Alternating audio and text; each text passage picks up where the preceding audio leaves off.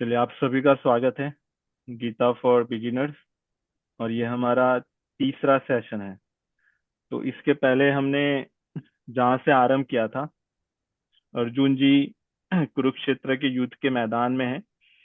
मध्य में है उनका रथ, और रथ के मध्य में अर्जुन जी है। उनके सारथी है भगवान श्री कृष्ण, और उनके सामने खड़े हैं कौरव, और उनके पीछे खड़े हैं पांडव।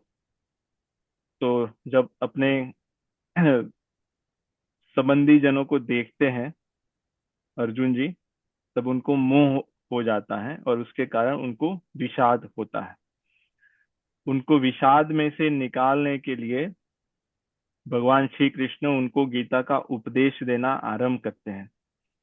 वो तब तक नहीं देना आरंभ करते जब तक अर्जुन जी प्रश्न नहीं पूछ रहे। तब तक भगवान श्री कृष्ण चुपचाप खड़े हैं, और अर्जुन जी बोल रहे हैं। बहुत सारी बातें बताते हैं वो भगवान श्री कृष्ण को। और जब वो हार जाते हैं अपने आप से, क्योंकि स्वयं ही वो सॉल्यूशन ढूंढने का प्रयास करते हैं, पर जब उनको मिलता नहीं है तब हार जाते हैं, और जब सरेंडर होते हैं तब फिर वो भगवान से प्रश्न पूछते हैं, और फिर भगवान उपदेश देना आरंभ करते हैं। तो दूसरे अध्याय का जो नाम है सांख्य योग, वहां पे जो उसका कोर मैसेज है वो ये है कि ज्ञान, वो जिससे हम सत और असत, जो सही और गलत, सच और झूठ, उनका अंतर कर सके, उसको डिफ्रेंशिएट कर सके, वही सच्चा ज्ञान है ना। जो ज्ञानी जिसको हम कहते हैं, वो ज्ञानी वो है जो देख सके तत्वतः, अंदर तक देख सके कि ये जो व्यक्ति, वस्तु, परिस्थिति, वस्तु जो भी है, वो सत है या असत ना। इससे हमारे जीवन में लाभ होगा या हानि होगी। तो ज्ञान से आरंभ करते हैं उपदेश देना। उसमें जो हमने पिछली बार जो देखा था, ना सतो विद्यते भावो, ना भावो विद्यते सत। सत और असत की बात कर रहे हैं, और कह रहे हैं कि सत की जो सत्ता है या सत का जो पावर है, वो सदैव रहता है, वो नित्य रहता है, वो कभी उसका अभाव नहीं होता। और असत जो है, जो परिवर्तनशील है, जो टेम्पररी है, उसका कभी भाव नहीं होता, उसकी कभी सत्ता नहीं होती। तो इसको समझने के लिए बहुत सारे एग्जाम्पल्स दिए जाते हैं। जैसे अगर हम देखें, जो घर में जो लाइट आती है, हमारा जो बल्ब है ना, तो बल्ब जो है उसकी स्वयं की कोई सत्ता नहीं है, वो अपने आप जल नहीं सकता। उसको जलाने के लिए इलेक्ट्रिसिटी चाहिए, अच्छा। बि, बिजली चाहिए। तो जो बिजली है वो सत है, क्योंकि उसकी सत्ता के कारण ही जो ट्यूबलाइट है या जो बल्ब है या दूसरे हमारे जितने भी अप्लायंसेस है, उस बिजली के कारण दिखते हैं, काम में आने में लगते हैं। अगर वो बिजली नहीं है तब वो अप्लायंसेस किसी काम के नहीं, है ना। तो इलेक्ट्रिसिटी जो है वो सत है, और जो अप्लायंसेस है वो असत है। तो ये सत असत की चर्चा करते हैं। इसके बाद कर्म का जो सिद्धांत है उसका विषय आरंभ होता है। कि जैसे ही भगवान अर्जुन जी को ज्ञान की बातें बताते हैं, तब अर्जुन जी का जो प्रश्न आता है, ज्ञान की बात बताने के बाद भगवान उनको ये भी कहते हैं कि तुम्हारा कर्तव्य है युद्ध करना, तो तुम युद्ध करो। तो अर्जुन जी का ये प्रश्न आता है तीसरे अध्याय में, जिसका नाम है कर्म योग। कि एक पक्ष में आप कह रहे हो कि ज्ञान, और दूसरे पक्ष में कह रहे हो कि कर्म। तो अगर ज्ञान से मेरे प्रश्नों का समाधान हो जाता है, अगर ज्ञान से मेरा कल्याण हो जाता है, तो फिर आप मुझे कर्म में क्यों लगाते हो? तो अर्जुन जी का प्रश्न ये है कि मैं कर्म क्यों करूं, कर्म करने की क्या आवश्यकता है, ये प्रश्न उनका है। इसी प्रश्न को लेके भगवान तीसरा, चौथा और पांचवा, 3 अध्याय में कर्म, अकर्म, विकर्म और कर्म योग और कर्म के आधारित संबंधित जितने भी विषय है उसकी चर्चा करते हैं, उसके विषय में ज्ञान देते हैं। अभी जो कर्म है, और भगवत गीता में देखेंगे कर्म को लेके, कर्म योग को लेके बहुत सारे दूसरे अध्याय में भी उसकी कहीं ना कहीं उसकी बात आ जाती है, क्योंकि हम सभी लोग कर्म से जुड़े हुए हैं। नहीं, ना रामचरितमानस में कहते हैं कर्म प्रधान विश्व रचि राखा। जो पूरा एग्जिस्टेंस है, पूरा यूनिवर्स है, जिसको हम सृष्टि या संसार कहते हैं, वो कर्म प्रधान है। उसमें जो भी हमें दिख रहा है सब कोई कर्म करता है, यूनिवर्स भी करता है कर्म, है ना। और कैसे पता चलेगा कि कर्म करता है? कर्म का जो संकेत वो है कि जो कर्म करता है वो चलायमान रहता है, वो स्थित नहीं रहता, वो चलता रहता है, वो कुछ ना कुछ करता रहता है ना। वो एक स्थिति में नहीं रहता, वो फिक्स नहीं रहता, वो स्टेटिक नहीं होता, वो गति में होता है। तो अगर हम अपने यूनिवर्स में, सृष्टि में कहीं पे भी देखें, यूनिवर्स भी घूमता रहता है, उसके अंदर जो गैलेक्सीज है वो भी, जो प्लैनेट्स है हमारे वो भी, सन है, जो सूर्य है, चंद्र है वो भी, है ना। जो चीजें हमें दिखती है कि ये स्टैटिक है, उसके अंदर भी अगर देखेंगे ध्यान से तो उसके अंदर भी उनके जो प्रोटॉन, इलेक्ट्रॉन, न्यूट्रॉन, वो भी गति में होते हैं, तो कुछ भी स्थित नहीं है। इसका अर्थ यह है कि कुछ, सब कोई कर्म कर रहा है, ये सब कर्म हो रहे हैं। पेड़ कर्म कर रहे हैं, पशु कर्म कर रहा है, नदियां कर्म कर रही है, पर्वत कर्म कर रहे हैं, जो हवा है वो, अग्नि, है ना, आकाश, सब कोई कर्म कर रहा है। इसलिए कर्म प्रधान विश्व रचि राखा। इस सृष्टि में हम हैं, तो हम भी कर्म किए बिना नहीं रह सकते। कोई कहेगा कि मैं सो रहा हूं, कर्म नहीं कर रहा। सोना भी कर्म है ना। सोते हैं, स्वप्न देखते हैं, स्वप्न देखना भी कर्म है। बैठे हैं, कुछ नहीं कर रहे हैं, सांस ले रहे हैं, वो भी कर्म है। हमारा हृदय धड़क रहा है, वो भी कर्म है। सोच रहे हैं, वो भी कर्म है। तो बिना कर्म किए नहीं रह सकते, तो कर्म तो करना ही पड़ेगा।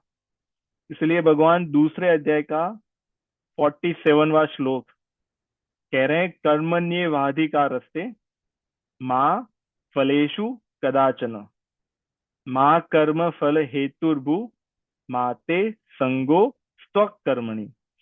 यहाँ पे 4 बातें बता रहे हैं। एक, कर्मण्येवाधिकारस्ते, कर्म करना तुम्हारा अधिकार है, कर्म पे तुम्हारा पूरा अधिकार है। वो अधिकार हमसे कोई छीन नहीं सकता, क्योंकि भगवान ने संसार ही वैसा बनाया है। तो कर्म तो हमें करना ही है, और कर्म पे हमारा अधिकार भी है। ठीक है यहाँ तक। दूसरा कह रहे हैं, माँ कर्म, कर्मण्येवाधिकारस्ते माँ फलेषु कदाचन, उसका जो फल है, कर्म करेंगे तो उसका कोई फल होगा, उस फल पे तुम्हारा अधिकार नहीं है। ये भगवान अर्जुन को कह रहे हैं। इसका अर्थ ये नहीं हुआ कि कर्म का फल नहीं मिलेगा। कर्म का फल तो मिलेगा, पर कब मिलेगा, कितना मिलेगा, कैसा मिलेगा, वो जो कर्म कर रहा है वो निश्चित नहीं कर सकता, वो डिसाइड नहीं कर सकता। उसमें बहुत और फैक्टर्स इन्वॉल्व है। है ना। और ये हम देख सकते हैं, हम कहीं पे जॉब पे हो या स्कूल में हो, दोनों बच्चे या दो व्यक्ति एक जैसी ही मेहनत करते हैं, एक का प्रमोशन होता है दूसरे का नहीं होता, है ना। ऐसा क्यों? एक को लगता है कि उसको फल मिल गया, दूसरे को फल नहीं मिला। जिसने नहीं सोचा होता उसका हो जाता है, जिसको लगता है कि हाँ मेरा तो इस बार प्रमोशन होने ही वाला है, उसका ले ऑफ हो जाता है। तो लगता है कि हमें कर्म का फल नहीं मिला। कर्म का फल मिलेगा, पर वो कब मिलेगा, कितना मिलेगा, किस प्रकार मिलेगा, वो हम निश्चित नहीं कर सकते। उसमें और भी बहुत सारी चीजें इन्वॉल्व है ना, उस पे हम आएंगे बाद में। जो तीसरा था, माँ कर्म हेतुर्भु। इस कर्म, हम कभी कभी कहते हैं कि हम माध्यम बने, हम मीडिया बने, हम हेतु बने। यहाँ पे अर्जुन को कह रहे हैं कि उसका हेतु भी मत बन, कि मेरे लिए हो रहा है, मेरे कारण ये हो रहा है कर्म, वो भी मत सोच। जैसे अर्जुन को लग रहा होगा कि भगवान उसको माध्यम बना के युद्ध करा रहे हैं। एक तो कह रहे कि मुझे युद्ध नहीं करना क्योंकि उसका ये फल मिलेगा, है ना। तो दो बातें आ गई। तो भगवान कह रहे हैं कि कर्म करने में तुम्हारा अधिकार है, ये जो फल तुम्हें मिलेगा इसकी चिंता छोड़ दो।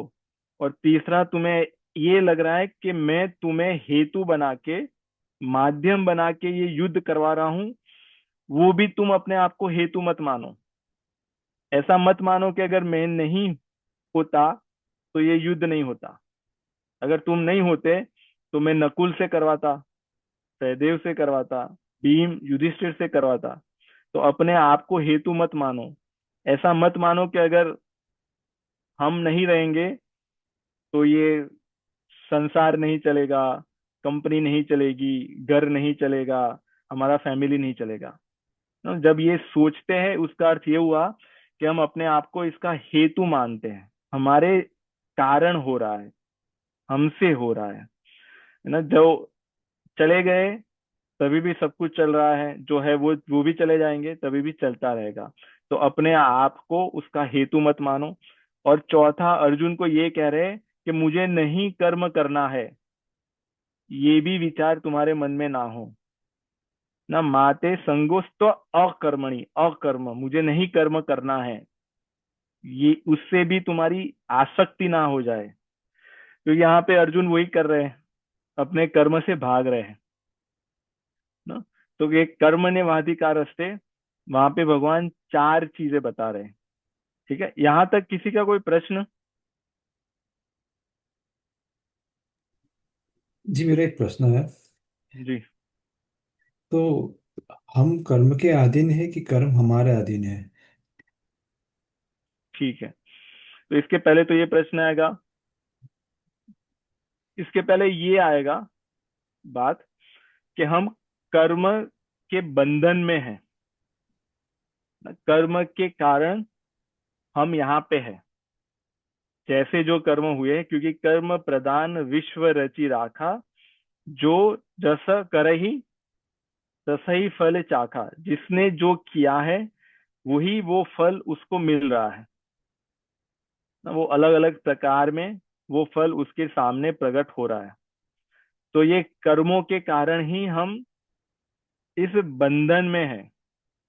बंधन का अर्थ ये हुआ कि हम अपने स्वभाव से बंधे हुए हैं, है ना। अपनी इच्छाओं से, अपने डिजायर से, अपने विचारों से, अपनी मान्यताओं से, अपने हठ से, अपने आग्रह से, मन से, इन सब ने हमें बांध रखा है। और वो बंधन क्या है? जो कर्म किए थे उसका बंधन है। तो ये कर्म क्यों करना है? बंधन से निकलने के लिए। अर्जुन कर्म नहीं करना चाहते क्योंकि उनको लग रहा है कि ये कर्म करूंगा तो मुझे उससे पाप मिलेगा, है ना। तो वो पाप से बचने के लिए कर्म नहीं करना चाहते। पर भगवान कह रहे हैं कि अगर ये कर्म करोगे तो तुम मुक्त हो जाओगे। तो बंधन में हो, वहां से निकलने के लिए कर्म करो तो मुक्त हो जाओगे। इसको समझने के लिए ये उदाहरण दिया जाता है कि जैसे पाँव में, हमारे पैर में अगर कांटा लग जाए, ठीक है तपन जी, बहुत सारे कांटे लग गए हो, तो वो कांटे निकालने के लिए आप कौन सी गोली लेंगे या कौन सा इंजेक्शन लगाएंगे, बताइए। कांटा कांटे से ही निकलेगा। उसको निकालना पड़ेगा कांटे को, और वो कांटा कैसे निकलेगा? गोली से नहीं निकलेगा, पानी डालने से नहीं निकलेगा। वो कांटे को निकालने के लिए कांटे के आकार का ही कोई वस्तु लगेगा, या तो सुई लगेगी, या वो जो सेफ्टी पिन इत्यादि आते हैं वो लगेगा, और उससे वो कांटा निकलेगा, है ना। तो ये कर्म के कारण ये कांटे हमें लगे हैं, यही बंधन है। उसको निकालने के लिए यहाँ पे जो कर्म कह रहे हैं, कर्म योग कह रहे हैं, उससे उसको निकालेंगे, और फिर उसके बाद दोनों को रख देंगे, है ना। तो प्रश्न जो आपका था कि कर्म हमारे अधीन है कि हम कर्म के अधीन है, ठीक है, तो उसको ये समझने के लिए हम थोड़ा एक स्टेप और पीछे जाते हैं। तो हमारे शास्त्रों में और भगवत गीता में कहा गया है कि तीन प्रकार के कर्म होते हैं। एक होता है संचित कर्म, दूसरा होता है प्रारब्ध कर्म, और तीसरा होता है क्रियामण कर्म। चलिए तो हम यहाँ पे रुकते हैं। प्रारब्ध कर्म को हम कैसे समझते हैं, अगर आप में से कोई बताए, प्रारब्ध क्या है? स्वपन जी और उसके अलावा और भी लोग बता सकते हैं। हम प्रारब्ध को क्या कैसे समझते हैं? ये मैं कोशिश करूं। जी। जी राम राम। तो प्रारब्ध कर्म वो हुए जो हमने अभी तक अपने पूर्व जन्मों में जो भी इकट्ठा किया है, उसमें से जो अब फलने लगे हैं, मतलब जो हमें अब भुगतने पड़ रहे हैं। ठीक है। ओके, और कोई? प्रारब्ध को हम लोग भाग्य कहते हैं, नसीब कहते हैं, डेस्टिनी कहते हैं, है ना, और क्या, लक भी कहते हैं। तो उसके आसपास का ये सब। हाँ, तो उसको हम कैसे समझते हैं? क्योंकि बहुत बार हम कहते हैं कि हमारे नसीब में नहीं था इसलिए हमें नहीं मिला, हमारे भाग्य में नहीं था इसलिए हमें नहीं मिला। उसका बहुत बार हम, ज्यादातर बार उसका बहुत मिसयूज करते हैं अपने आप को वहां से छुड़ाने के लिए, ना। आपको क्या लगता है सपन जी, प्रारब्ध क्या है? प्रारब्ध जो पिछले जन्म के कुछ और उसमें और भी पिछले जन्म में जो भी कर्म किए हैं उसके फल उपरांत जो हमें जन्म मिलता है, और जो यातनाएं होती है और जो कुछ मतलब कि यश वगैरह जो मिलता है, वो सब प्रारब्ध के कारण चीज़ें जो हमें मिल रही है आजकल, वो उसको प्रारब्ध बोलेंगे। ठीक है। तो प्रारब्ध ये है, इसके पहले हमने जितने भी कर्म किए हैं ना, वो सारे कर्म एक जगह पे संचित हुए हैं, स्टोर्ड है, वो स्टोरेज है, वो गोडाउन है ना। वहां पे सारे कर्म और उसके फल, वहां पे सब कुछ संचित है। उसमें से कुछ निकल के ये शरीर हमें मिला। तो जो कुछ निकला है, वहां से कुछ जो निकला है वो है प्रारब्ध, और जो बाकी का है वो अभी भी संचित में पड़ा है, अभी भी स्टोरेज में पड़ा है। तो प्रारब्ध में जो निकला, वहां से ये तय हुआ कि हमारा जन्म कहाँ पे होगा, किस परिवार में होगा, कौन हमारे माता पिता बनेंगे, हमारी मृत्यु कब होगी, कौन से समय पे होगी, किस कारण होगी, कौन सी जगह पे होगी। तो जन्म, मृत्यु, हमारा लाभ, बेनिफिट कहाँ कहाँ पे होगा, किस किस कारण हमें लाभ मिलेगा, हानि ना, कहाँ पे हमारा लॉस होगा, और यश, अपयश। ये छह चीजें हो गई: जन्म, मृत्यु, लाभ, हानि, यश। बहुत लोग ऐसे होते हैं कि बहुत कुछ करते हैं, समाज के लिए, परिवार के लिए बहुत काम करते हैं, बहुत सेवा करते हैं, पर उनको कभी यश नहीं मिलता। यश समझते हैं ना? उनका कभी नाम नहीं होता, उनकी कभी प्रशंसा नहीं होती। और कुछ लोग ऐसे होते हैं कि बहुत थोड़ा कर देते हैं और उनका बहुत बड़ा नाम हो जाता है। तो ये भी प्रारब्ध के कारण। तो ये 6 चीजें और उसके अंदर जितना भी आ गया, ये सब प्रारब्ध के कारण हमारे जीवन में ये प्रकट होते हैं। तो प्रारब्ध किस रूप में प्रकट होता है? क्योंकि जब प्रारब्ध आएगा तो ऐसा तो नहीं आएगा कि भाई मैं प्रारब्ध हूं, है ना? प्रारब्ध व्यक्तियों के रूप में आएगा हमारे जीवन में, वस्तु वस्तुओं के रूप में आएगा, और परिस्थिति के रूप में आएगा, सिचुएशंस। ऐसे देखने में आता है कि किसी के घर में जितने भी लोग होते हैं बहुत अच्छे होते हैं, सब उनकी बात मानते हैं, तो उनके जीवन में अच्छा प्रारब्ध आया उस लोगों के कारण। कभी कभी ये देखने में आता है कि वो व्यक्ति अच्छे हैं पर उनके परिवार में उनकी कोई कुछ नहीं मानता, उनको उनका कोई मान नहीं होता, एटसेट्रा ना। तो वो प्रारब्ध के रूप में आया।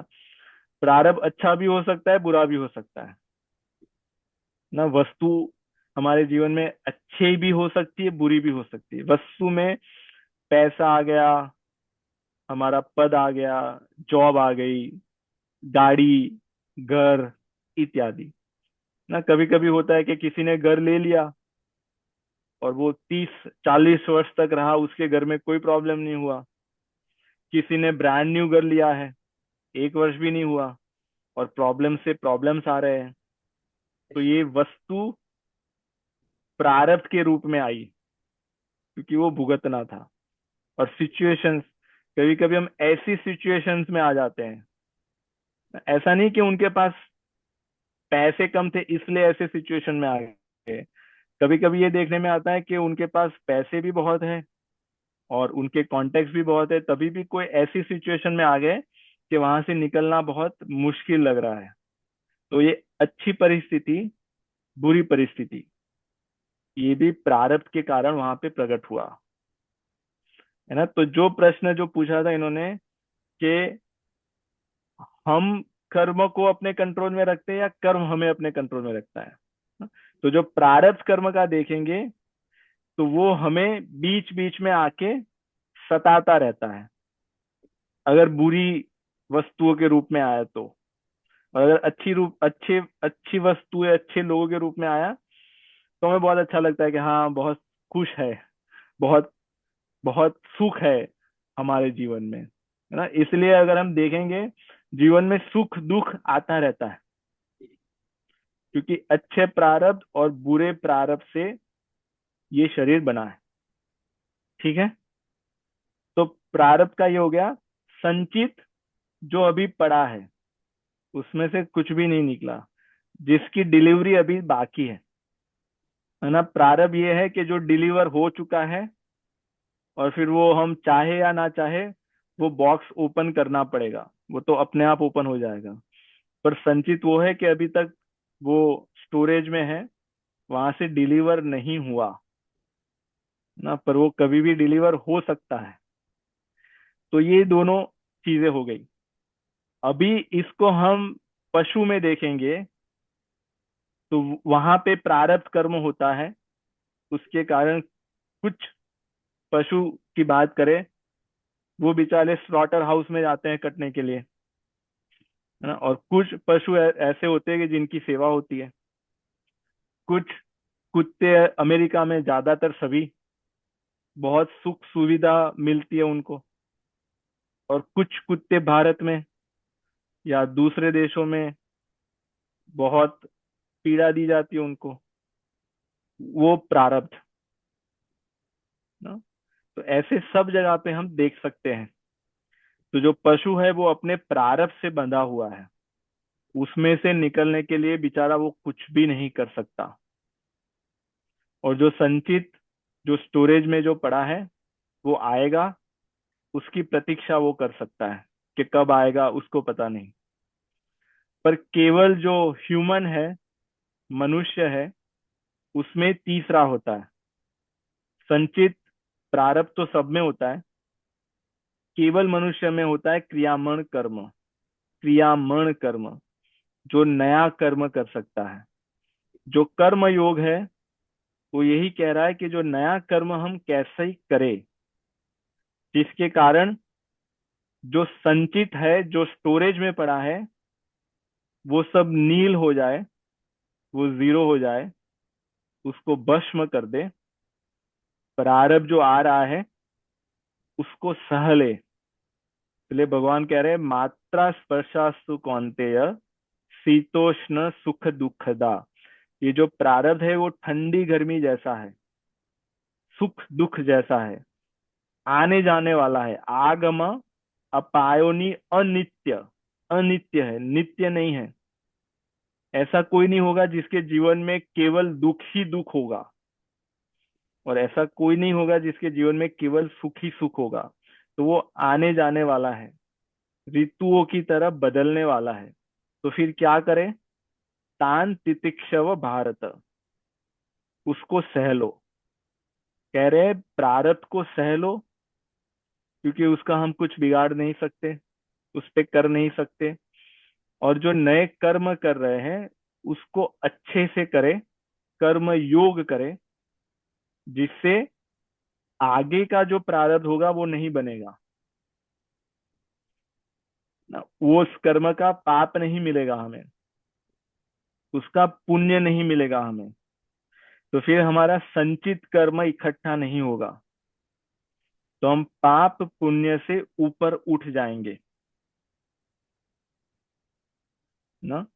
और फिर ये जो संसार चक्र है वहां से हम बच पाएंगे। तो यही क्रियामण कर्म हमारे अधीन है। जो ये जो प्रश्न पूछ रहा था वो हमारे कंट्रोल में है, प्रारब्ध हमारे कंट्रोल में नहीं है, संचित कर्म हमारे कंट्रोल में नहीं है। तो जो हमारे कंट्रोल में है, हमारे अधीन है, वो हम करें। तो केवल मनुष्य, ह्यूमन ही है जो अपने आगे की जो डेस्टिनी है उसको बदल सकता है क्रियामण कर्म करके। ठीक है जी, रोली जी। ठीक है, मेरे दो प्रश्न थे। पहला ये कि जैसे यहाँ भगवान स्वयं अर्जुन जी को कहते हैं कि जो उनने सोचा है वो नहीं करना है, उन्हें पीछे नहीं हटना है, और उन्हें जो युद्ध करना है, आगे बढ़ना है। तो जैसे वो खुद ही बता रहे हैं कि उन्हें क्या करना है। ये एक प्रश्न था कि हमें कैसे पता चले, क्योंकि बहुत सी चीजें हमारे डेली लाइफ में आती हैं जो हमें करना है या नहीं करना है, उसमें कंफ्यूजन रहता है। और जी एक ये, और दूसरा जो हम क्रियामान कर्म की बात करते हैं, तो जैसे बहुत से कर्म होते हैं हमारे दिन भर में, जैसे सांस लेना भी एक कर्म ही हुआ, और बाकी भी कई होते हैं जिससे हम दूसरों को दुख पहुंचा सकते हैं, या कुछ होते हैं जो बहुत रेगुलर होते हैं कि सामान इधर से उधर रख दिया, सब हम कार्य ही कर रहे हैं। तो क्या कोई कर्म छोटा बड़ा होता है, किसी कैटेगरी में उसको रख सकते हैं कि जिसका ज्यादा प्रभाव हो और किसी चीज जिसका कम प्रभाव हो? जी ठीक है। तो जो पहला प्रश्न है आपका कि हमें कैसे पता चलेगा कि हमें कौन से कर्म करने चाहिए, कौन से कर्म नहीं करने चाहिए, क्योंकि अगर हमें पता ही नहीं चलेगा तो अज्ञानतावश हो सकता है कि हमसे कोई बुरे कर्म हो जाए, पापमय कर्म हो जाए, है ना। ये भी संभव है। पर अगर इसमें अगर ये देखें कि अगर हमने गलती से सिग्नल तोड़ दिया और जानबूझ के तोड़ा, तो दोनों में हमें फाइन तो लगेगा। हो सकता है कि अगर गलती से तोड़ दिया हो तो उसमें हमें कुछ कंसेशन मिल जाए, कुछ डिस्काउंट मिल जाए कि चलो पहली बार गलती थी, आपको छोड़ दिया जाए, है ना। पर उसमें भी फाइन तो फिर आपको भरना पड़ेगा, और अगर जानबूझ के करे तभी भी करना पड़ेगा। तो ऐसे ही कुछ कर्म ऐसे हो कि हमें जानबूझ के कर रहे हैं, हमें पता है कि ये नहीं करना, तभी भी कर रहे हैं, तो उसका फल भी मिलेगा। और कुछ कर्म ऐसे कि हमें नहीं पता था और हमसे गलती से हो गए, और उसका हमने पश्चाताप किया, तभी भी उतना फल नहीं मिलेगा, पर थोड़ा फल तो उसका भी मिलेगा। तो फिर हमें कैसे पता चलेगा कि क्या करना है क्या नहीं करना, क्योंकि स्कूल कॉलेज में तो ये नहीं सिखाते, है ना। तो उसके लिए शायद 70वें अध्याय में जो श्लोक है, भगवान कहते हैं तस्मात् शास्त्रम प्रमाणम ते जो प्रमाण है वो शास्त्र है। किस किस बात को लेके? कार्य अकार्य व्यवस्थितो। कौन सा कार्य है, कौन सा अकार्य है, क्या करना चाहिए, क्या नहीं करना चाहिए, उसका ज्ञान, उसका प्रमाण कौन है? शास्त्र है। तस्मात् शास्त्रम प्रमाणन्ते कार्य अकार्य व्यवस्थितो।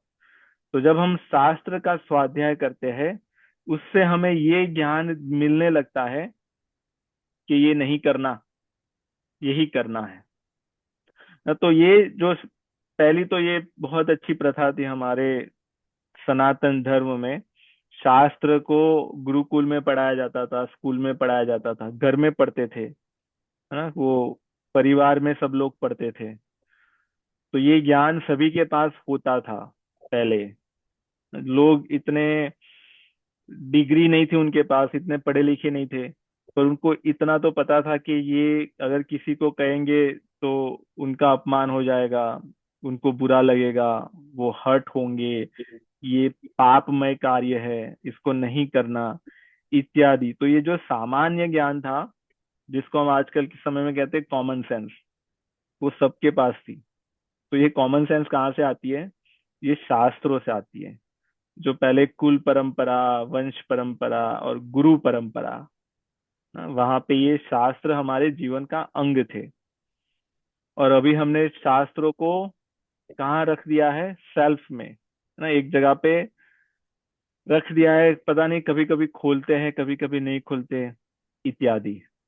तो इसके कारण हम बहुत भ्रमित है, बहुत कंफ्यूज है कर्मों को लेके ना। और हमें लगता है कि ज्यादातर लोग यही कर रहे हैं तो यही सही है, और फिर हम सब वही करते हैं।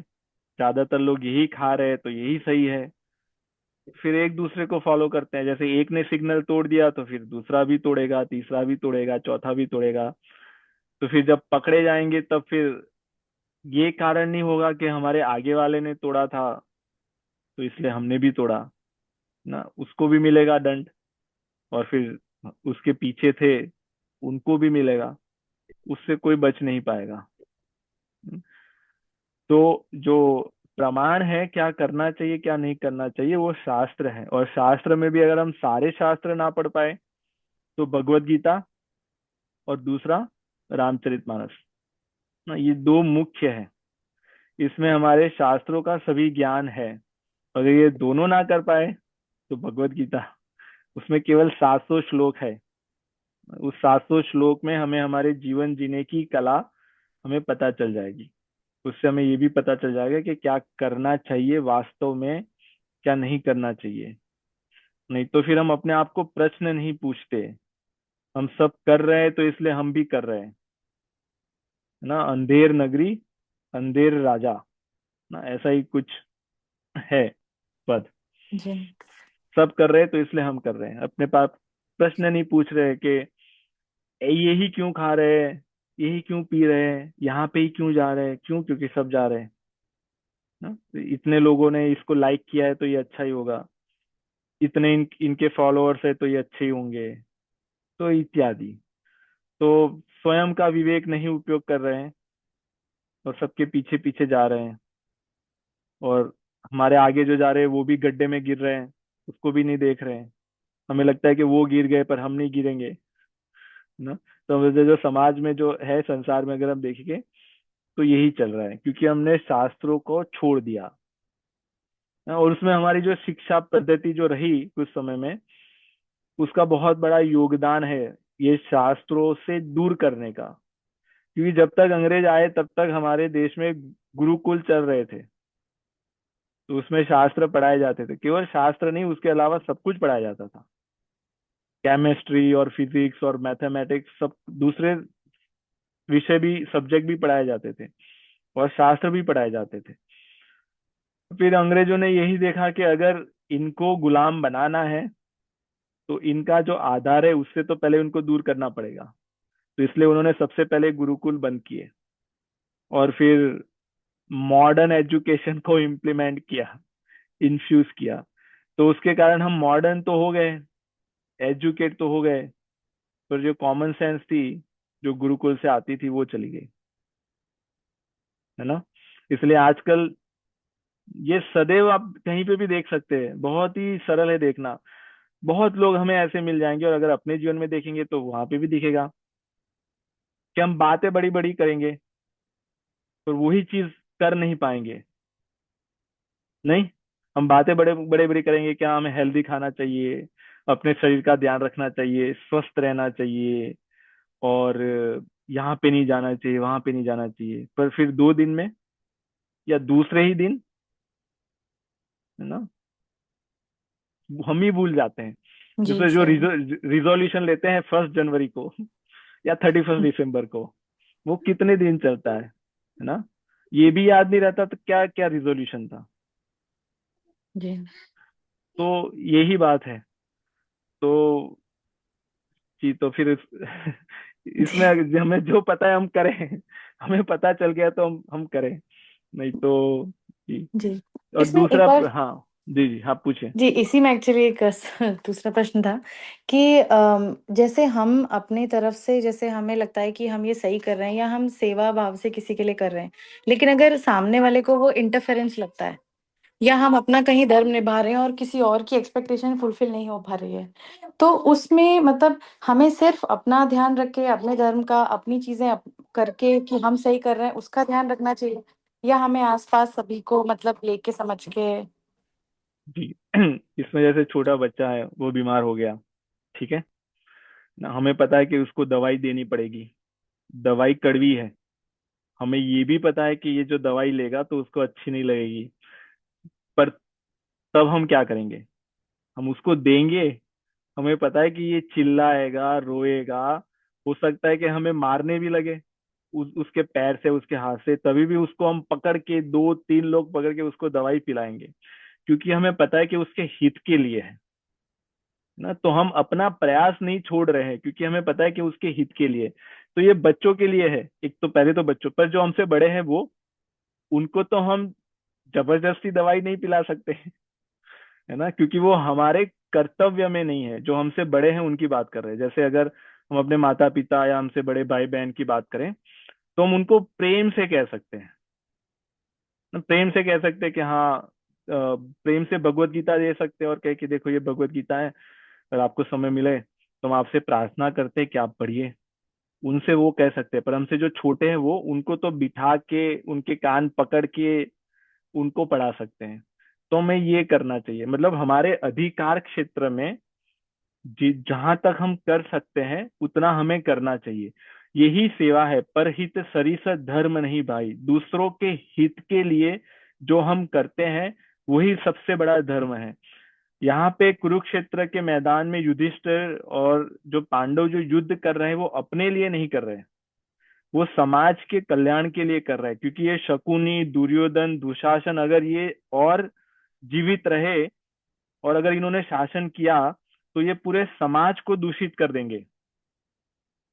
तो लोगों के कल्याण के लिए ये जो युद्ध रूपी जो घोर कर्म लग रहा है, वो भी करने के लिए वो तैयार हो गए। तो हमें अपने अधिकार में देखना चाहिए, क्योंकि हम युधिष्ठिर नहीं है, अर्जुन नहीं है, तो हम ऐसे युद्ध नहीं कर सकते, पर तभी भी हमारी कुछ तो सेना है, एक की सेना, 2 जन की सेना, है ना, उनके लिए हम करें। और जो दूसरे हैं उनसे प्रार्थना करें प्रेम से, जो हमसे बड़े हैं। और जब वो हमें देखेंगे, रोली जी, जब आपको देखेंगे कि आपके जीवन में इतना परिवर्तन आया, तो फिर आपको उनको कहने की आवश्यकता नहीं है, जी उनको ऐसे जबरदस्ती से खींचने की आवश्यकता नहीं है, वो अपने आप आएंगे, है ना। क्योंकि कौन नहीं चाहता कि उनके जीवन में उनका कल्याण हो, शांति आए, सब चाहते हैं। पर जब उनको वो वैलिडेशन मिल जाएगा कि जो आप जो कर रहे हो, जो नाम जप कर रहे हो, साधना कर रहे हो, स्वाध्याय कर रहे हो, सत्संग कर रहे हो, उससे आपके जीवन में इतनी शांति आ गई, पहले आप इतने भागते रहते थे, ये करूँ वो करूँ, ये करूँ वो करूँ, अभी आप शांत हो गए, तो फिर आपको सामने से वो पूछेंगे। तो हमें तो लगता है कि वो करना चाहिए। ठीक है। जी बिल्कुल जी। जी धन्यवाद। और नेहा जी और रोहित जी, आप कुछ कह रहे हैं? जी हाँ जी। जी।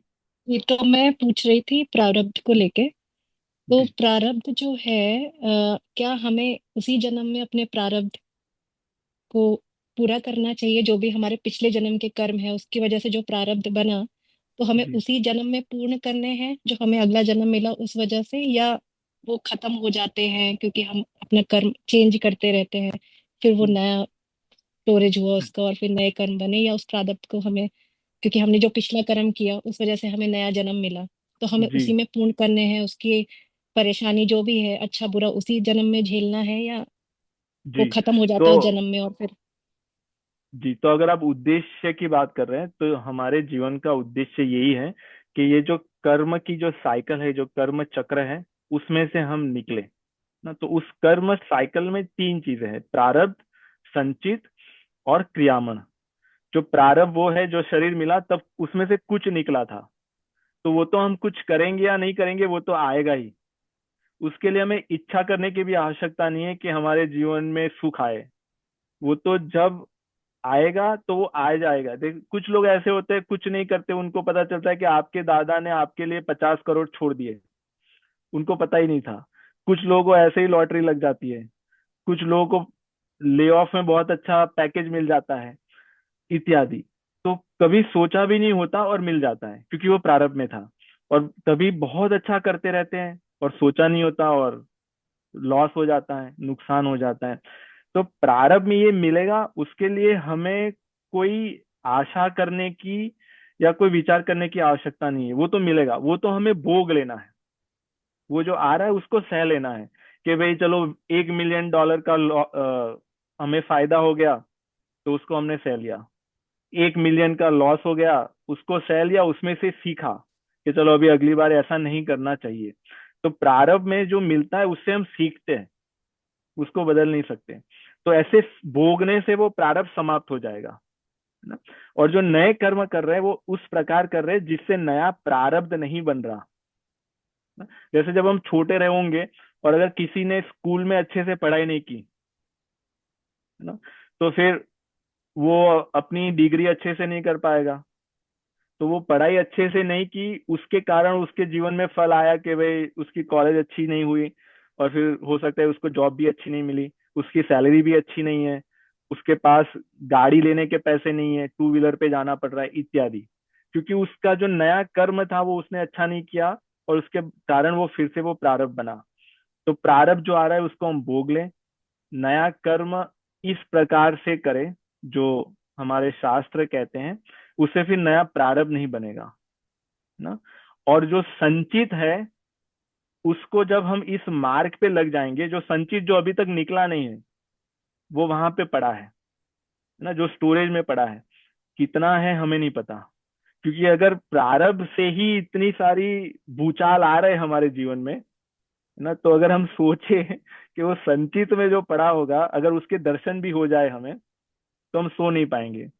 इसलिए ये भगवान की कृपा है कि हमें कुछ याद नहीं रहता कि हमने पूर्व जन्म में क्या किया था, उसके पहले क्या किया था। अगर वो याद आ जाए तब ना, तो हम जी नहीं पाएंगे, हम अपने आप को धिक्कारने लगेंगे, इत्यादि। तो संचित से मुक्त कैसे होंगे? जब हम इस मार्ग पे लग जाएंगे। सुंदर कांड में रामचरितमानस में कहते हैं, सन्मुख होई जीव मोहि जब ही। भगवान सुग्रीव विभीषण को कह रहे हैं कि जब जीव मेरे सन्मुख हो जाता है, जन्म कोटि कोटि जन्म के, करोड़ों करोड़ों जन्म के जो अग होते हैं, जन्म कोटि अग नाश ही नाश हो जाएंगे। कब? तब ही। ये अग क्या है? वो संचित कर्म। जैसे ही वो जो भगवान वास्तविक रूप से भगवान के मार्ग पे लग जाए, वास्तविक रूप से, केवल दिखाने के लिए नहीं, वास्तविक रूप से जब वो भगवान के मार्ग पे लग जाता है, भगवान के शरणागत हो जाता है। क्योंकि जब विभीषण भगवान के शरणागत हुए, है ना, रामचरितमानस में, रामायण में आप लोगों ने देखा होगा, तो भगवान तब ये कह रहे हैं कि उनके पहले के जितने थे संचित, वो उनका अभी मैं नाश कर देता हूँ। प्रारब्ध जो है वो उसको भोगना पड़ेगा, और अभी क्रियामण वो ठीक से करेगा, है ना। तो ये करने से हम कर्मों का जो बंधन है उस चक्र में से हम बाहर आ जाएंगे, संचित भी नहीं रहे, प्रारब्ध भी हमने भोग लिया, नए कर्म भी हमने अच्छे किए, अभी नया शरीर मिलने के लिए कोई कारण नहीं बचा, है ना, इसलिए फिर नया शरीर नहीं मिलेगा। हमारे तीन शरीर है, स्थूल, सूक्ष्म और कारण, है ना। कारण शरीर का अर्थ क्या है, उसमें जो है उसके कारण हमें शरीर मिला। उसमें क्या है, उसमें ही ये संचित प्रारब्ध उसके अंदर ही है, उस वही हमारे संस्कार, वही हमारे स्वभाव है। वही संस्कार में से कुछ स्वभाव के रूप में प्रकट हुआ है, वही वही प्रारब्ध है। वो कहीं बाहर नहीं है कि जैसे चित्रगुप्त अपने चौपड़े में लिख रहा है कि भाई सपन जी ने आज ये किया, सपन जी ने वो किया। चित्रगुप्त उनके अंदर ही बैठे हैं, वो सब नोट कर रहे हैं कि उन्होंने क्या भोगा, उसका उनका रिएक्शन क्या था, क्या था। तो कारण, जिस कारण से ये शरीर हमें मिला, वो कारण अभी बाकी नहीं रहेगा जब हम ये करेंगे तब। फिर उसके बाद ऐसा नहीं कि, फिर इसमें ये प्रश्न आता है बहुत लोगों का कि फिर उसके बाद हम कहाँ जाएंगे, है ना, क्योंकि आगे का तो हमें पता नहीं। जैसे लोग कहते हैं कि भगवान के धाम में चले गए, मुक्त हो गए, वो ये सोच के ही डर लगता है कुछ लोगों को, है ना। ऐसे भी होते होंगे लोग। तो उसमें ऐसा नहीं कि इसके बाद शरीर नहीं मिलेगा, इसके बाद शरीर मिलेगा, पर फिर हम भगवान की जो लीलाएं चल रही है उसमें वो जाएंगे। तो वो कर्मों के कारण नहीं जाएंगे, है ना, वो जाएंगे, उनको वहां पे बुलाया जाए। जैसे जेल में कैदी होते हैं, वो अपने कर्मों के कारण गए वहां पे। जेल में जेलर भी होते हैं, है ना, पुलिस वाले भी, ऑफिसर्स और दूसरे उनके स्टाफ भी होते हैं। वो सजा नहीं भोगने के लिए गए जेल में ना, वो उनको वहां पे अपॉइंट किया जा रहा है। तो फिर वैसा शरीर जो मिलेगा, कर्मों को भुगतने के लिए नहीं मिलेगा।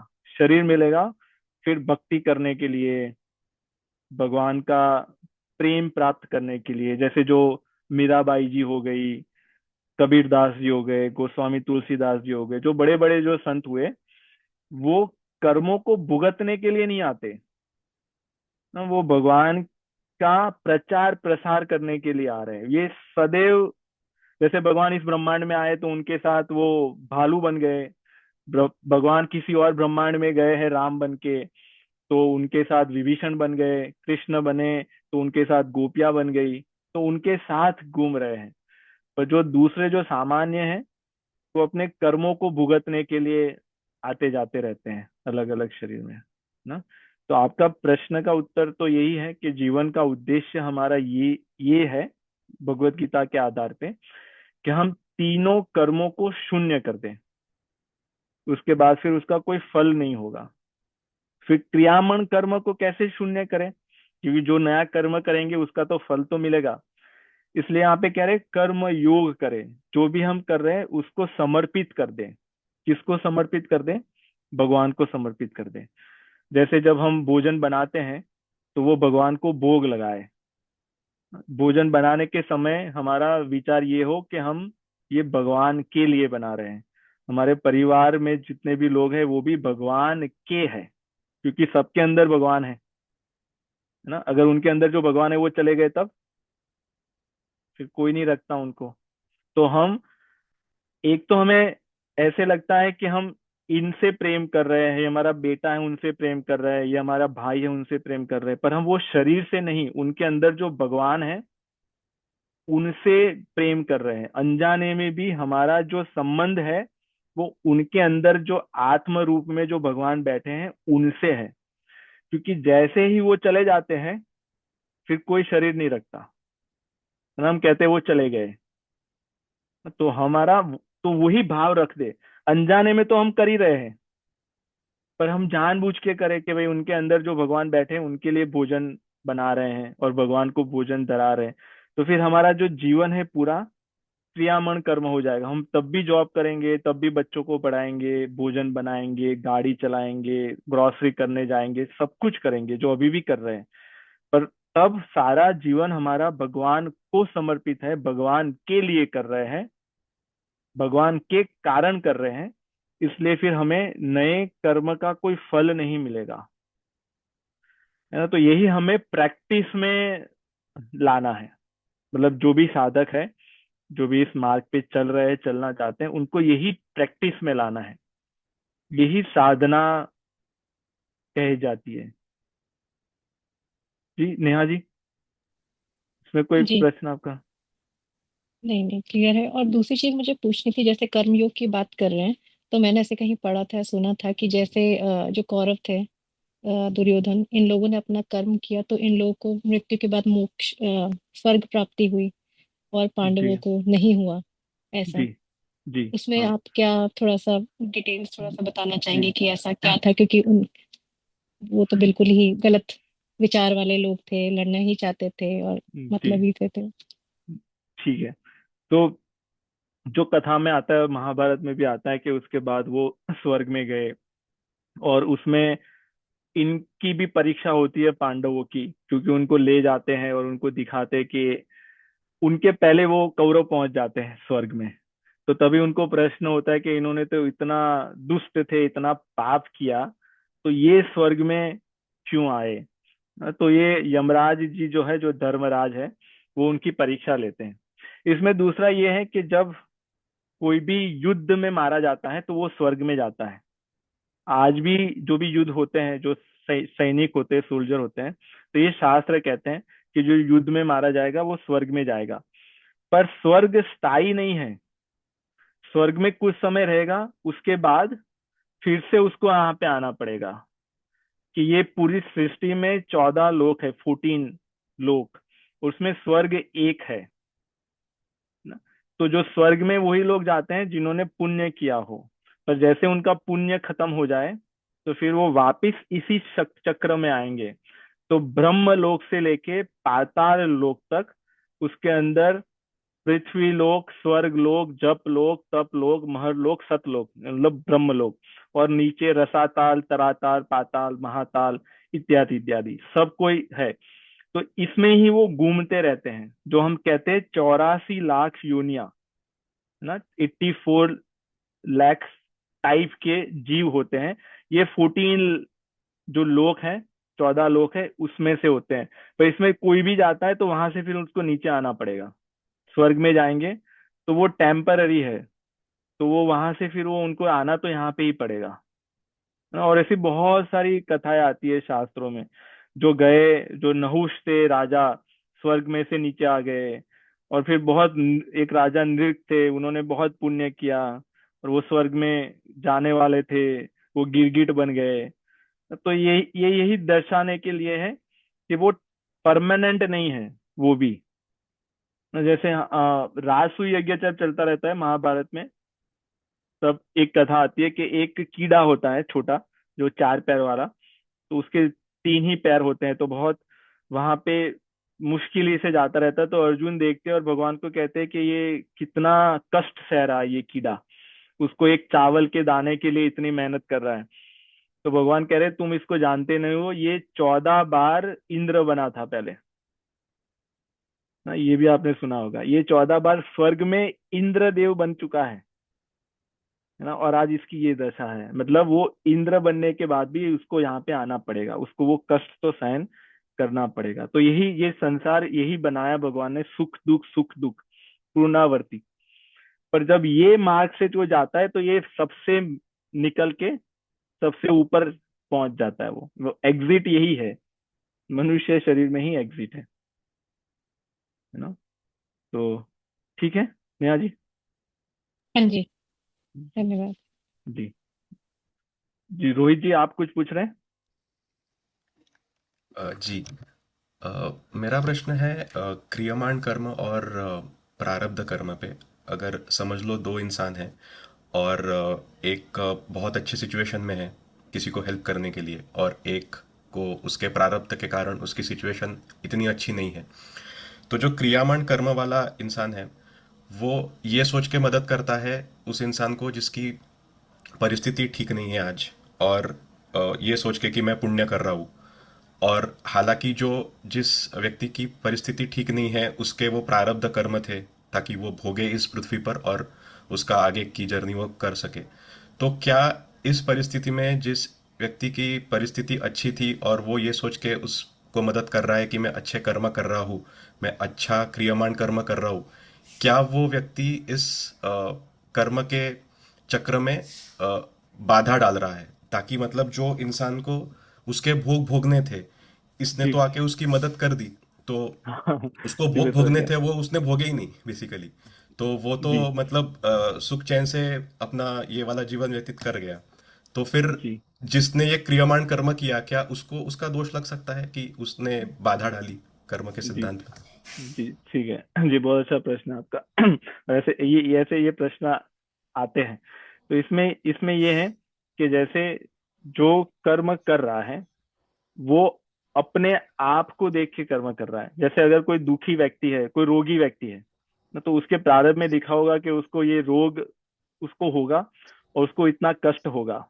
और जैसे मैं डॉक्टर हूँ, है ना, तो अगर मैं उसको दवाई दे दूंगा तो उसका रोग ठीक हो जाएगा। तो उसको जो प्रारब्ध में जो भुगतना था, फिर उसमें वो बाधा पड़ गई, मतलब मैंने वो इंटरफियर कर दिया, है ना। तो ये तब होगा कि जब मैं कर्म को, पूरे कर्म के सिद्धांत को मैं नियंत्रित करने का प्रयास कर रहा हूँ ना। जैसे मुझे पता है कि इनका ये इतना प्रारब्ध था, अगर मैं ऐसे देख रहा हूँ कि मुझे पता है कि इसको 1 महीने तक ये भुगतना है, पर मैं अगर इसको दवाई दे दूंगा तो उसका 10 दिन में हो जाएगा, तो 20 दिन का वो कैसे भुगतेगा। ये मैं तब कर सकता हूँ जब मुझे वो ज्ञान हो, जब मैं उसके भी प्रारब्ध देख रहा हूँ, मेरे भी प्रारब्ध देख रहा हूँ कि मेरे इतने हैं, उसके इतने हैं।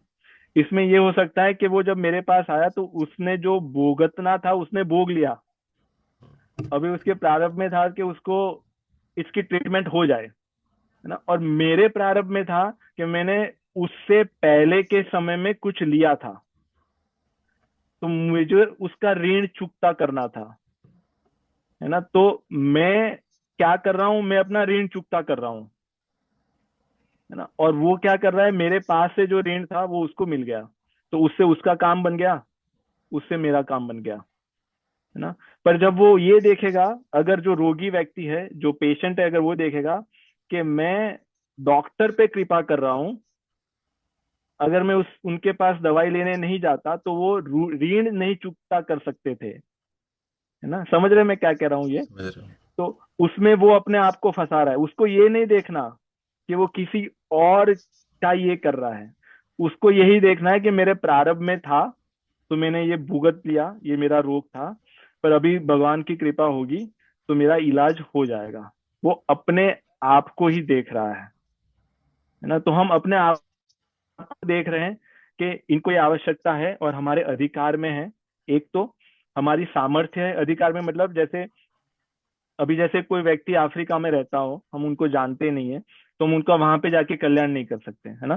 पर जो ऐसे हमारे परिवार में, हमारे आसपास में रहता हो, हमें पता है कि इनके पास भोजन नहीं है, हमने जाके उनको खाना दे दिया, तो हमारे अधिकार में था। दूसरा, हमारी सामर्थ्य हो, जैसे हमारे पास अगर 2 रोटी है तो हम उनको 4 रोटी नहीं दे सकते, है ना। तो अगर हमारे पास 4 रोटी है तो उसमें से 2 उनको देंगे, 2 हमारे पास रखेंगे, तो ये सामर्थ्य हो गई। इसमें भगवान भाव देखते हैं कि अगर हमारे पास 2 ही रोटी है, हमें उनको देना भी है पर हम नहीं दे पा रहे हैं, तो वो जो भाव है उसका फल मिलेगा, उसका अच्छा फल मिलेगा। वस्तु देने का फल नहीं है, क्योंकि हमने दे दिया और ऐसे दे दिया कि ले लो, है ना, ऐसे फेंक, जैसे इंडिया में कभी कभी वो बेचारे जो बैठे होते हैं उनको ऐसे फेंक के पैसे देते हैं, है ना। उसका कोई फल नहीं है, क्योंकि वो भाव ऐसा था कि ये बेचारा गरीब है ना। तो वो जो भाव आया, वो बेचारा गरीब है, पता नहीं वो गरीब है कि हम गरीब है। हमें पता नहीं कि हमें और कितने लोगों का आगे चुकता करना है, हमें नहीं पता। और हो सकता है कि उसका ये आखिरी हो और उसके बाद फिर वो धनवान बनने वाला हो, हमें नहीं पता। तो ये जो हम भाव आते हैं, तो ये वैसे हमें देखना चाहिए, रोहित जी, जी। ना। मतलब हमें हमें हमारा कंट्रोल है नहीं कि ये सोचने का कि हम जो कर रहे हैं वो अच्छा भी कर रहे हैं या बुरा कर रहे हैं। मतलब हमें हमारे ओर से जो हो सके वो करना चाहिए, हमारा जितना सामर्थ्य करेक्ट। हो। हाँ, एक बिल्कुल सही, क्योंकि हम उनका देख नहीं पा रहे हैं। जैसे हमारे परिवार में बच्चा आए और बीमार हो जाए, है ना, तब हम उनकी दवाई करते हैं। ये नहीं सोचते कि हाँ इनका लिखा होगा। प्रयास करते रहते, प्रयास करते रहते, प्रयास करते रहते हैं। और कभी कभी डॉक्टर भी कह देते हैं कि नहीं नहीं ये इनका ठीक नहीं होगा, तभी भी हम प्रयास नहीं छोड़ते। तो ये जो हमारा ये जो प्रयास चल रहा है, हम अपने नए कर्म अच्छे कर रहे हैं और प्रारब्ध को काट रहे हैं, है ना। वो जो आखिरी मोमेंट तक, जैसे किसी की कितनी भी अवस्था हो, तभी भी आखिरी मोमेंट तक हम कहते हैं कि नहीं हम पूरी दवाई करेंगे, हम जो भी खर्चा होगा सब करेंगे। तो हम जितना हमसे हो सकता है हम सब करते हैं ना। तो हम वही भाव हमारा होना चाहिए ना। धन्यवाद। जी जी। और आपका, सुप्रिया जी, आपका या नेहा जी का? जी, आपका आवाज नहीं आ रहा। हरे कृष्णा। जी बिठी। अभी आ रहा है। अच्छा, जी अभी आ रहा है। तो मेरा सवाल ये था कि जैसे कि हमें प्रारब्ध के वशीभूत सारी चीजें मिलती हैं, बट मैं देखती हूँ कि कुछ लोग हैं जो कि जिनकी पूरी जिंदगी ज्यादा कष्टमय होती है compare to some other people. So my first question is why do some people suffer more than others, and this is just for materialistic people. और फिर मैं देखती हूँ एक जगह होते हैं कि कुछ डिवोटीज होते हैं, मतलब वो जी शुरू से ही भक्ति मार्ग पे होते हैं या भगवान के उस पे होते हैं, और मैं देखती हूँ उनका कंपैरेटिवली बहुत ज्यादा कष्ट में जीवन होता है. जी जैसे हमने खूब बड़े बड़े संतों को देखा कि उनको कैंसर है, किसी को कुछ है. आपने मीराबाई का नाम लिया. आई मीन मीराबाई की अगर आप स्टोरी सुने तो कैसे बचपन से ही लेके अंत तक, आई मीन ऑफ कोर्स वो तो बहुत महान है. और बट एक सर्टेन स्टेज पे तुम्हें शरीर से तुम्हारा वो छूट जाता है कि मैं शरीर नहीं हूँ. बट जब तुम उस पाथ पे चलते हो, तो मैं एक डिवोटी की बात कर रही हूँ, जब तुम उस पाथ पे चलते हो तो तुम्हें शारीरिक कष्ट जो है वो महसूस होते हैं. तो आई जी I want to know why this happens. जी जी ठीक है, बहुत अच्छा प्रश्न आपका। इसमें होता है, जो वास्तविक डिवोटी है, जो वास्तविक भक्त है, उस उनको अगर पूछा जाए, है ना, जैसे आपने कैंसर कहा या वैसी कोई बीमारी, उनको कोई पूछा जाए तो उनको उसका दर्द नहीं होता, उनको वो पीड़ा नहीं होती, क्योंकि वो कहते हैं कि ये शरीर को हो रहा है, मुझे नहीं हो रहा। पर जो बाहर से जो देखते हैं, जैसे रामकृष्ण परमहंस जी थे, उनको गले का कैंसर था ना। तो जो बाहर के उनके जो शिष्य देखते हैं, उनको बहुत पीड़ा होती है कि हमारे गुरुजी इतने कष्ट में हैं। पर गुरुजी को कोई पीड़ा नहीं है, बाहर से दिखने में आ रहा है कि उनको पीड़ा है ना। तभी यहाँ पे ये प्रश्न आएगा कि क्यों। इसके बहुत सारे उत्तर है। एक तो ये है कि वो जो सह रहे हैं, एक तो ऐसा नहीं कि उनका कोई प्रारब्ध कर्म होगा इसके लिए सह रहे हैं ना। उन्होंने अपना जो प्रारब्ध था वो तो उन्होंने सब कर लिया, पर अभी उनके पास इतनी शक्ति है कि वो दूसरे का भी प्रारब्ध ले रहे हैं। उनका कोई शिष्य है, उनके प्रारब्ध में ये आने वाला था, उन्होंने कृपा करके उनका प्रारब्ध अपने पे ले लिया। और ऐसी बहुत सारी कथाएं आती है। उन इसमें ये होता है कि उनको पता होता है कि अगर ये मेरे शिष्य के जीवन में ये कष्ट आ गया, तो इसका ये साधना, ये जो मार्ग पे चल रहा है, उससे उसका विश्वास उठ जाएगा, ये छोड़ देगा। तो मैं ये नहीं चाहता कि इस मार्ग से वो भटक जाए, इसलिए वो उसका प्रारब्ध स्वयं पे ले लेते हैं। इसमें एक राधा बाबा थे और जो हनुमान प्रसाद पोद्दार जी थे, उसमें उनकी यही कथा आती है कि जो आंत का जो कैंसर राधा बाबा को होने वाला था, वो हनुमान प्रसाद पोद्दार जी ने ले लिया, जो गीता प्रेस गोरखपुर में, अगर आपने उनका नाम सुना होगा, उनको बाई जी कहते हैं। तो वो उन्होंने ले लिया। तो ऐसे वो प्रारब्ध को ले लेते हैं। एक तो ये होता है। अब किस कारण से हो रहा है ये हमें नहीं पता चलेगा कभी भी, है ना, कि वो उन्होंने प्रारब्ध से ले लिया या फिर कोई और कारण था। दूसरा ये होता है कि अगर इनका ये अंतिम जन्म है, जैसे कभी कभी होता है कि वो पहले से इस मार्ग पे नहीं लगे थे, किसी के कारण अचानक भगवान की कृपा हुई और 25 वर्ष में, 30 वर्ष में, 35 वर्ष में इस मार्ग पे लग गए। तो अभी उनका जो बाकी का जीवन है, और अगर उनको ये उनका अंतिम जन्म भगवान बना रहे हैं, तो उनका जो बाकी का जितना भी है सब कुछ दे देंगे कि भोग लो ना। अभी इसके बाद कुछ बाकी नहीं रहेगा, क्योंकि उनको पूरा साफ करके लाना है, पूरा एकदम स्वच्छ करके लाना है। तो ये प्रारब्ध संचित सब कुछ भस्म करने के लिए जो भी आएगा वो सब उनको दे देंगे। और उसके साथ साथ उसको सहने की शक्ति भी देंगे, है ना। इसलिए आप जितने भी ये संतों की बात कर रहे हो, क्या वो अपने रोग को लेके कभी भी ऐसे परेशान या डिप्रेस हो गए, या किसी से शिकायत कर रहे कि मेरे पेट में दुख रहा है, सिर में दुख रहा है, मेरे साथ ऐसा क्यों हो रहा है ना, वो कभी नहीं करेंगे शिकायत। क्योंकि उनका अंदर का वो बहुत प्रसन्न होते हैं कि भगवान की बहुत बड़ी कृपा, कि ये मेरा जितना भी बाकी था, जितना भी मेरा डेप्थ बाकी था, वो सब अभी मैं यहाँ पे चुकता करके जा रहा हूँ।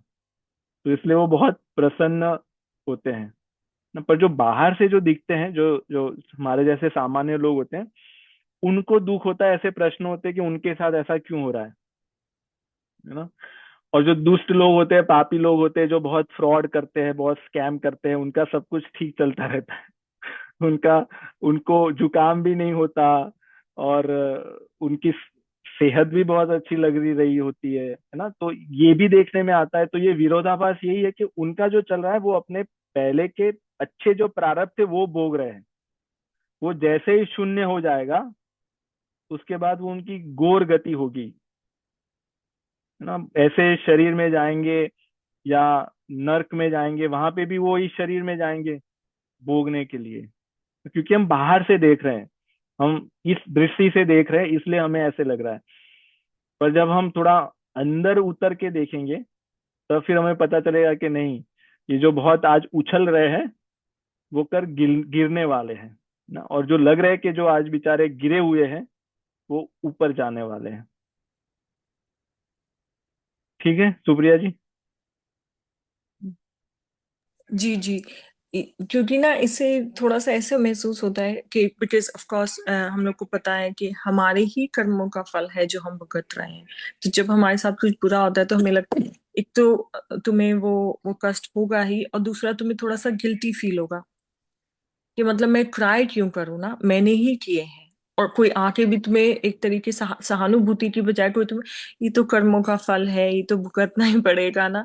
तो वो सारी चीजें मन में ऐसा होता है कि यार मैं इतनी बुरी थी, या मैंने इतना बुरा किया, बाकी सब लोगों ने अच्छा किया, मेरे ही साथ ऐसा हो रहा है। तो तुम ना एक तरीके से वो भी नहीं कर सकते। बट या आई थिंक मैंने बहुत कोशिश करी ये कर्मों का कैसे, how does it work, but I think it's too complex हम समझने के लिए कि कभी ये अच्छे के लिए होता है, जैसे बहुत से कष्ट होते हैं जिससे तुम भगवान के रास्ते पे चल जाते हो, so it's like a blessing in disguise. और जी या बट हाँ, कि उसमें आप देखिए, जैसे भीष्म पितामह जी थे, उन्होंने अपने जीवन में ऐसा कौन सा कर्म किया था, उनके जीवन में ही देखे, जिनको उन्होंने उतने समय तक बाणों की शैया पे सोना पड़ा, है ना। तो वो उनका यही प्रश्न हो सकता था कि मैंने तो हस्तिनापुर के लिए सभी, मैंने अपने लिए कुछ नहीं किया, अपने लिए मैरिज भी नहीं, विवाह नहीं किया, बच्चे नहीं किए, कोई भोग नहीं भोगा, पूरे जीवन ब्रह्मचर्य का पालन किया, सबकी सेवा की, और अंत में मुझे क्या मिल रहा है, ये, है ना। तो ये प्रश्न उनका हो सकता था। पर जब भगवान उनको पीछे जाके दिखाते हैं, तब उनको पता चलता है कि नहीं, ये तो मेरा ही कर्म है, तो फिर अभी तो कोई शिकायत नहीं, है ना। तो यही है कि हम जब इस मार्ग पे चल रहे हैं, भगवान का नाम जप कर रहे हैं, अपने जीवन को भगवान के चरणों में समर्पित कर दिया, फिर उसके बाद फिर आगे हमने क्या किया, सब गलत हो गई। क्योंकि हम कोई भी दूध से धुले हुए नहीं है, है ना। सबने पाप किए हैं, इसीलिए तो मनुष्य शरीर मिला है। हम संतों की बात नहीं कर रहे, वो तो हमें यहाँ से निकालने के लिए आए, वो अलग है, वो एक्सेप्शन है वो। पर उसके अलावा जितने भी हैं, सबने पाप किए हैं, थोड़े पुण्य किए हैं, इसलिए शरीर मिला है। तो हमें ये तो स्वीकार कर लेना चाहिए कि हम दूध से धुले हुए नहीं हैं। भगवान की इतनी कृपा कि उन्होंने हमें इस मार्ग पे लगाया, हमारी बुद्धि इसके प्रति आकर्षित हो रही है, इसमें हमारा थोड़ा इंटरेस्ट बन रहा है ना। तो हम पीछे का तो सब भूल जाना चाहिए हमें, और हम आगे का देखें कि हम जैसे भी है, गंदे है, पापी है, सब कर चुके हैं, पर जैसे भी है आपके ही है। अभी आप हमें नहीं चलाओगे, अगर आप हमारा ध्यान नहीं रखोगे, तो फिर हमारा कल्याण कैसे होगा, है ना। जब ये भाव, जैसे कर्म योग के बाद फिर भगवान भक्ति योग की बात करते हैं। तो कर्म तो कर रहे हैं, पर भक्ति में कह रहे हैं कि इस सब को मुझे समर्पित कर दो। क्योंकि जैसे आपने कहा कर्म की गति बहुत गहन है, उसको हम नहीं समझ सकते।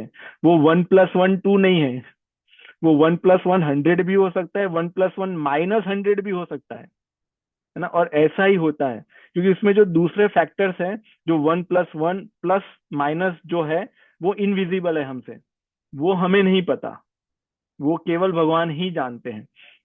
तो इसलिए अगर हम उसमें पड़े रहेंगे तो हमारा दिमाग खराब होता रहेगा।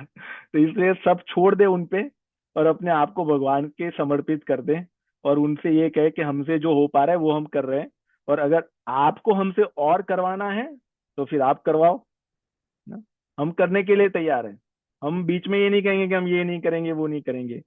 आपकी जो इच्छा होगी वो हम करेंगे, पर हम आपके अधीन हैं, आपके शरणागत हैं। ये सबसे ऊंची स्थिति है। जितने भी संत हो गए वो सारे भगवान के समर्पित हैं, तो उससे फिर उनका जीवन बहुत ही सुलझ गया। तो यही है, भगवान अंत में तो यही कहते हैं कि सर्वधर्मन परित्यज्य, है ना, मामेकम शरणम व्रज, मेरी शरण में आ जाओ। ये सारा ज्ञान, कर्म, ध्यान सब कुछ करने के बाद अंत में तो यही है कि मेरी शरण में आ जाओ। ये सारा ज्ञान का उद्देश्य यही है कि हमारे अंदर ये दृढ़ हो जाए, ये पक्का हो जाए कि भगवान की शरणागति के अलावा और कोई रास्ता नहीं है। सब कुछ ज्ञान का फल यही है, सब कुछ साधना का फल यही है कि हम उनके शरणागत हो जाए, और फिर उसके बाद फिर जीवन हमारा सच्ची आनंद है, आनंदमय है ना। तो जी। जी जी, बहुत धन्यवाद आपका। Thank you. जी। जी। और किसी का कोई प्रश्न? तो आज का जो हमारा श्लोक था वो तो नहीं हो पाया, तो बहुत संक्षेप में भगवान कह रहे कि जो कर्म हम करें कैसे करें, यज्ञ की तरह करें। यज्ञ में क्या होता है? यज्ञ में हम आहुति देते हैं, घी की देते हैं, चावल की देते हैं, धान की देते हैं ना, और सारे लोग मिलके करते हैं, सब अपना अपना योगदान देते हैं। कोई श्लोक पढ़ रहा है, कोई मंत्र पढ़ रहा है, कोई वस्तुएं ला रहा है, कोई दे रहा है। तो जो यज्ञ हो रहा है वो सभी के द्वारा हो रहा है, कोई एक जन यज्ञ नहीं कर रहा, सभी कर रहे हैं। ऐसे कर्म हम जो कर रहे हैं हमसे अकेले से नहीं हो रहा, सबके भागीदारी से हो रहा है, पार्टनरशिप में हो रहा है। तो उसके बाद जब यज्ञ हो जाने के बाद जो शेष बचेगा, जो बाकी बचेगा, उसको यहाँ पे कह रहे योग। तो जो शेष है वो हमारे लिए है, वो सब में बांट के लेना है। जो वो शेष को लेता है, सब कुछ करने के बाद जो बाकी बचता है, वही संत है, वही सारे पापों से मुक्त हो जाता है। और जो केवल अपने लिए पकाता है, अपने लिए ही करता है, अपने लिए ही कमाता है, वो पाप को खाता है ना। जो केवल सेल्फ सेंटर्ड है, जो आजकल के समय में कहते हैं सेल्फ लव, ऐसे सेल्फ लव बहुत अच्छा है, पर आजकल के समय में जो सेल्फ लव उपयोग करते हैं वो अलग प्रकार से करते हैं, वो ठीक नहीं है। वो सेल्फ लव, वो स्वार्थ वाला सेल्फ लव है। तो जो केवल सेल्फ सेंटर्ड है, अपने लिए ही, मुझे ही चाहिए, मुझे ही मिलना चाहिए, मेरा ही है, वो यहाँ पे कहते हैं कि वो पाप का भक्षण करता है ना। तो कर्म योग यही कह रहा है कि कर्म सबकी सहायता से होता है, उसमें सबका फल है ना। जिसलिए गांव में तो पहले के समय में जो पहली रोटी बनाते थे वो गाय को देते थे, कुत्ते को देते थे, सबको देते थे। और फिर जो अतिथि घर पे आते थे उनको देते थे, परिवार को देते थे। और जो बाकी जो बचा है, ऐसा नहीं कि भूखे रहेंगे, कभी भी मिलेगा ना, पर उससे संतुष्टि आएगी। पर जब पहले मैं ही खा लूं, मैं ही कर लूं, उससे जीवन में बहुत असंतोष रहता है, अशांति रहती है ना। तो ये कर्म योग का यही तात्पर्य है। ठीक है, तो हम यहाँ पे विराम लेंगे, अगर आपका कोई प्रश्न नहीं है तो। सुप्रिया जी, कोई प्रश्न है क्या आपका, या आपने पहले हाथ उठाया था ये वही? पुराना है, सॉरी। जी ठीक है, चलिए तो राम राम आप सभी को, आप सबसे मिलेंगे बहुत जल्दी। चलिए, जय श्री कृष्ण। जय श्री चलिए, कृष्ण। हाँ, जय श्री कृष्ण, जय श्री कृष्ण। राम राम, जय श्री धन्यवाद। कृष्ण। राम राम।